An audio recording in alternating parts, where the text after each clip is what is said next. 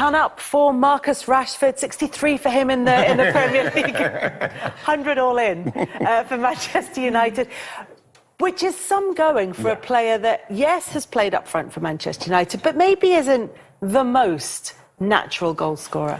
Yeah, I think it's an unbelievable achievement for him, especially as somebody who's had to come through that academy. And the pressures that being at Man United's academy and being somebody that they expect a lot from, made his debut at 17, and now, he's 25 today, I think. You know, he's scored 100 goals for them. With everything what he's done, the significant impact he's made off the pitch, which is like come on top of the pressure that he gets anyway. So any kind of form that dips from him, he gets even more criticism simply because they say he's not focusing on his game. And, you know, it's been hard for him. He's even said it last season, he wasn't in the right frame of mind for whatever reason.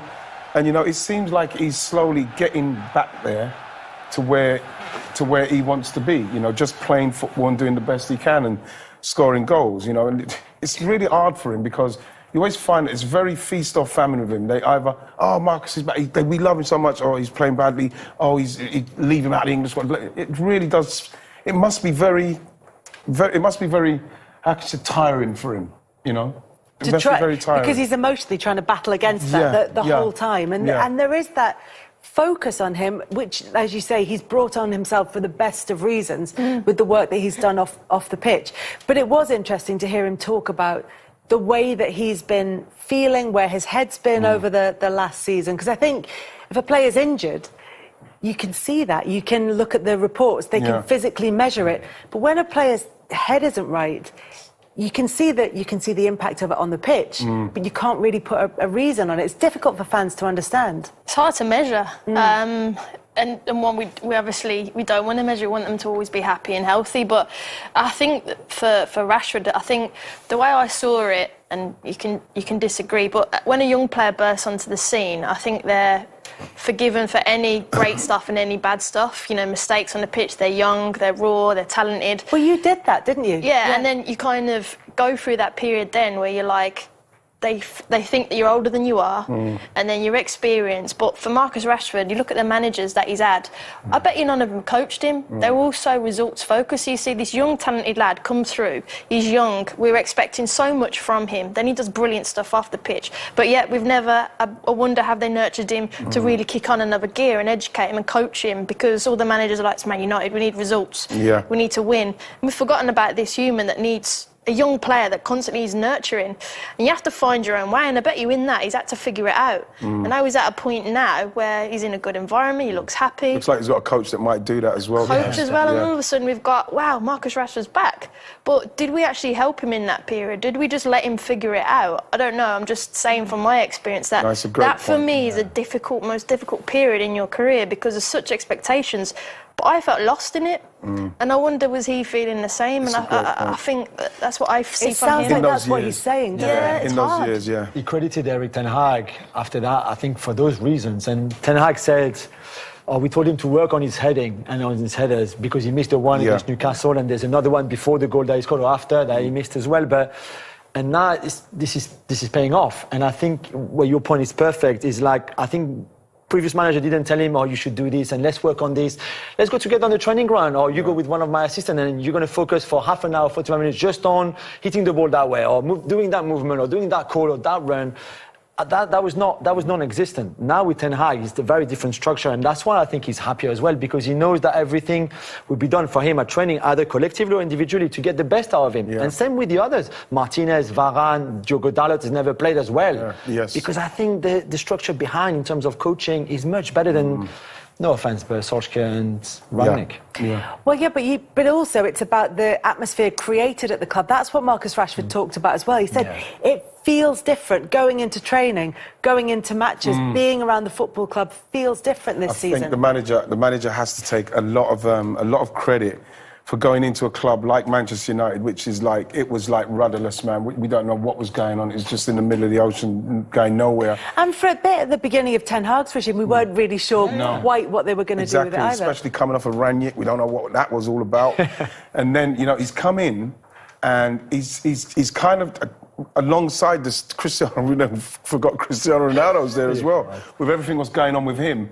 And he's not only got the team to try and play in the way he's trying to play, because yes, they're still trying to get it done, because there was still opportunities for West Ham to maybe get back in that. It wasn't a perfect performance. No. But what you're seeing is a structure of what they're trying to do now. You can start to see it, and people fit in it. Marcus Rashford fits in it because we know he's favoured. He likes coming in off that side and attacking it. So they're doing more for that. Dalot, coming off the right, coming inside. We've seen him doing that stuff, what they do at Man City and what Trent does. And he's got the quality now. So we're seeing something happen at Manchester United where there's structure. So in the structure, you can improve. And we're seeing that with, like you mentioned, Dalot. We're seeing it with Marcus Rashford. You want to see it with more players. We've seen Martinez at the back. Yeah. I like Luke Shaw. I like Luke Shaw when he's playing well, because he gets up and down there, he gets good crosses in the box, and he's somebody that, when his mind's right, when everything's right for him, he's a very good player. The same with Eriksen. I think Eriksen's magnificent. The ball, so it's starting to happen for Man United, and I'm not too averse to that, simply because it's a better league when the top teams are doing well. It's much better. And Erik ten Hag, up to this point, he's done brilliantly at that place with the resources. And the player that you've both mentioned there, Leandro Martinez, is proving a lot of people wrong, because there is but I think probably a fair criticism before he played, and maybe in the early days when they were 4-0 down against Brentford at half-time and games like that, where people said he doesn't have the physical stature to play a central defender in the Premier League. But what we've seen is being tall doesn't necessarily, not being tall doesn't necessarily mean that you lack aggression. Exactly. No, and I think he's got plenty of that, the grinta that he has. He's a fighter anyway, and I think he would take on any strikers in the world, whether it's Erling Haaland or Diego Maradona, or whether they're big or small or quick or slow. He might struggle going up to head the ball against Erling Haaland. Yeah, maybe. but I think and to be fair, I think City targeted his side of the defence against United, and he worked well for them, but if he can't win the ball in the air, his reading of the game is great, and his positioning is very good, and I think people have discovered that in this country. The thing about it is, Kels, is that when you've got a centre-half that is that size, of course, a good team, like I said, you can target him, because there's nothing he can do about his size. You know what I mean? So if you get the ball in and around him, he's probably going to lose that duel. But what I see with him in the sense of his positioning, he's playing out of defence. You know what I mean? I saw that West Ham broke on him twice when Harry Maguire went in and committed himself, and he's the one who came round, held him up, showed him down the line, Benrahma, and just slowed it all down. We're talking about a top defender. We are talking about a top defender, and I'm quite pleased that he's starting to show people, because the quality will come through. Easy to just point your finger at someone and say, look how small he is. I remember the first time I played against Cannavaro at Napoli. I was thinking, my gosh, he's a centre-half. You know what I mean? Then when he started, to be fair, he could jump, jump out of the studio. Like Zebedee.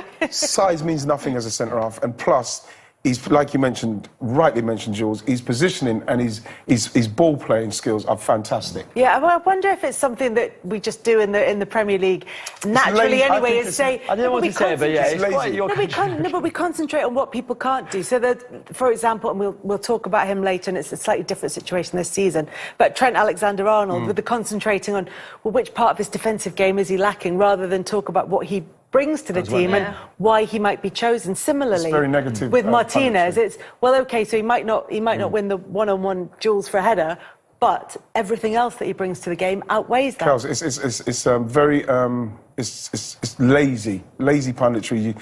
It's like what they say about managers. Certain managers, he's not managed here, so he can't do it, and then they say, he's too small in the Premier League, it's going to be too much for him.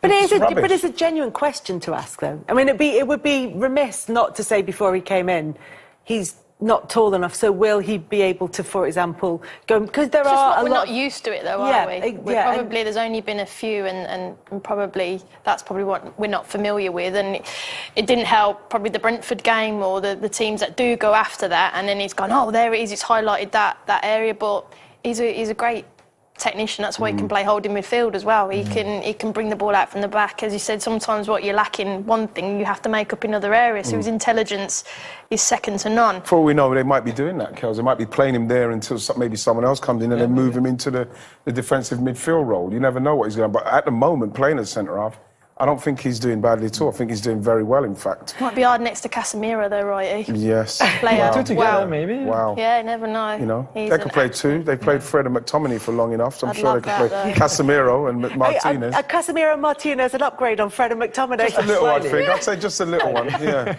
But Casemiro, as you say, has my God, been love him. fantastic. Took a while for him to actually start games for Manchester United, but now he has. I think like he just embedded him really well. Just didn't put him right in at the deep end. Got him in, got him feeling it, seeing the system and everything. He just made such a difference. I remember watching him in the Champions League. Sorry, Kelly. Watching him in the Champions League final. He was just how he reads the game, his positional sense, and you're thinking, oh, they've signed a player you probably wouldn't give a certain age a long contract or put so much.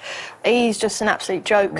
How he orchestrates everything, protects, and you talk about Martinez, but when you've got him in front, to give him that protection as well, and for me, he's been a game changer. There's also sometimes a question mark about, if a team like Real Madrid or a big team lets somebody go, then maybe they're not quite at the top of their game. But we saw that even the reaction to scoring the equaliser against Chelsea was so intense. This is not a player who's, coasting towards the end of his career. No, this is a player who the fire in him is still very much lit. Yeah. He's a winner. And Real Madrid would not have let him go if he hadn't wanted. He pushed for the move. I think this was an opportunity financially as well. Yes. That he could not really refuse. But even then, sometimes that as a motivation means a player isn't necessarily driven in the same way. But we're not saying that at all about Casemiro. Clearly in the him, though, mindset isn't that he it? has. Yeah, the mindset that he has. It's one of those, again, he's one of those players that, for young players who's watching a holding midfielder, a defensive midfielder, he can, obviously, we've seen him get in the box and score as well, with his attitude and the way, he is the perfect person to watch, the way he naturally, he just gets himself into the dangerous positions and blocks it out. This is why I was quite surprised that he didn't start from before, because we're talking about somebody who can deal with any situation. If you could be at Real Madrid for as long as he has with the players he's had to play with, and that to come into Manchester United's team and play in that position, I would have started him straight off the bat. I don't think he needs any kind of bedding in period, because he's so good. And the next step, I think, just quickly, 2 seasons ago he scored 13 goals in the league for Real Madrid. I think he's got that. He's got that as well, yeah. But he's got that ability, and once everything is in place, I think Ten Hag will maybe look at getting him into the box a little bit more to use that. Yeah. See, and if he plays Martinez in there, Here you go. So thanks, Kaz. We're getting there. We're all in there now, and it looks like it's all coming together for Manchester United, but not quite there yet. And there could still be bumps in the road, but there's definitely a plan in place for Manchester United who feel like they are on the up.